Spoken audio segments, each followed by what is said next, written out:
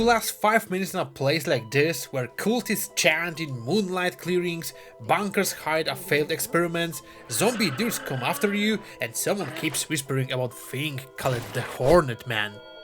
That's the welcome set in a I hate this place, an isometric survival horror with a heavy 80s vibe and a comic book soul. I went in blind, no trailers, no info, and spent the first hours muttering, what even is this word? Then the pieces clicked. Cursed ranch, missing mom, bad folklore made flesh, and a ranch that learned to live with the impossible because living isn't really an option. You play Alina, returning to the family ranch to find out what happened to her mother. Her childhood friend, Lou, thinks the answers run through a ritual, so the two of you try to call up the Hornet Man.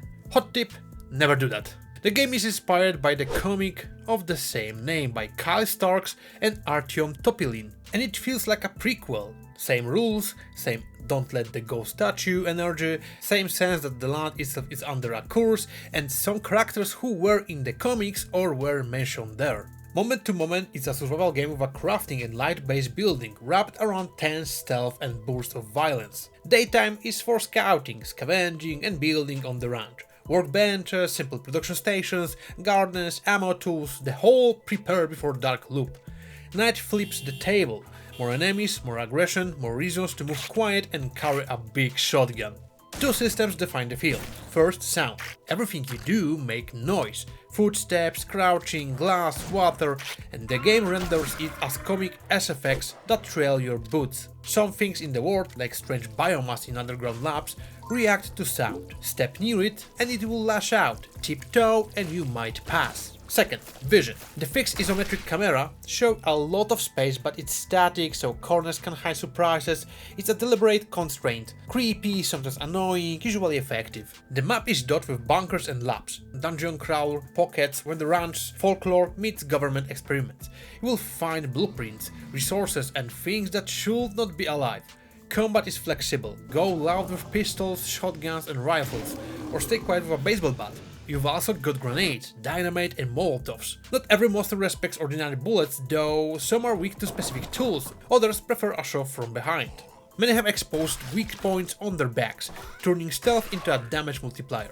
Between hands you will craft. It's straightforward, haul junk back to the ranch, store overflow in the shed, weight matters, and build what you need.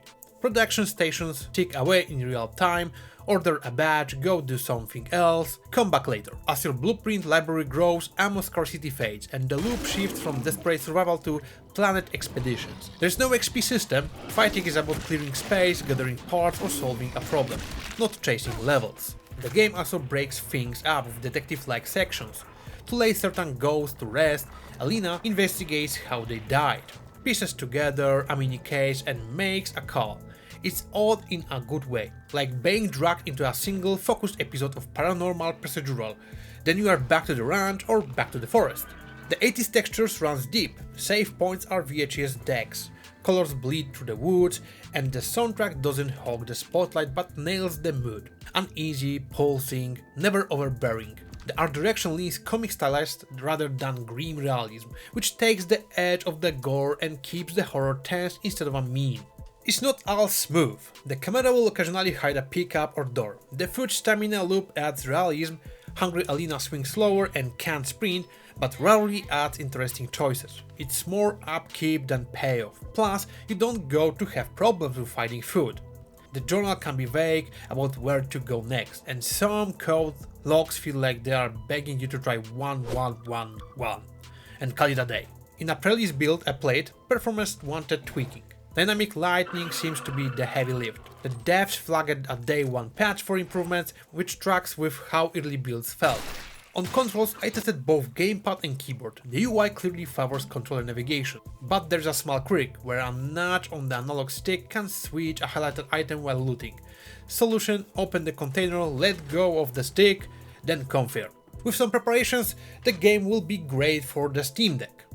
What keeps the game fresh is variety. 1 hour you are threading a bunker in silence watching sound glyphs drift from your feet. The next you are sprinting through fields with a lantern, luring a pack into a mine's choke point, then roasting them with a Molotov.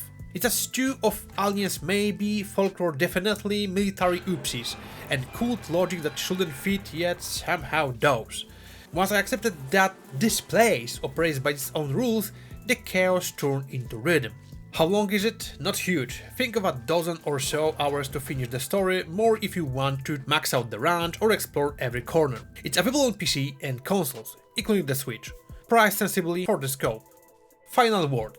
I hate this place doesn't reinvent survival horror, but it does a bottle, a weird sticky atmosphere and pour it over a satisfying loop of sneak, scavenge, craft and strike. The mechanics are familiar, the word is the hook.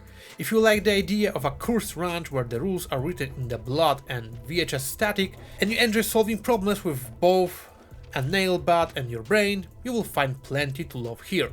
And if a ghost reaches for you, remember the rule, don't let it touch you. So, would you last 5 minutes in a place like this? Tell me in the comments what do you think. Also, you can find link to the game in the description. See ya!